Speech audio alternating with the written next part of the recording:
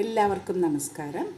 നാളെ വിഷു ആയതുകൊണ്ട് ഒരു പുളിയിഞ്ചി ഉണ്ടാക്കിയാലോ വിചാരിക്കുക. ഒരു 15 പച്ചമുളക് എടുത്തു, ഒരു ഇഞ്ച് നീളത്തിലും കൂടുതൽ ഇഞ്ചി എടുത്തു, എല്ലാം പൊടിയായി അരിഞ്ഞു. കുറച്ച് പുളി, ഇത്ര പുളി വെള്ളത്തിലിട്ട് വെച്ചു, നന്നായി കുതിര. ചട്ടിയിലേക്ക് കുറച്ച് നല്ലെണ്ണയാണ് ഒഴിച്ചിരിക്കുന്നത്.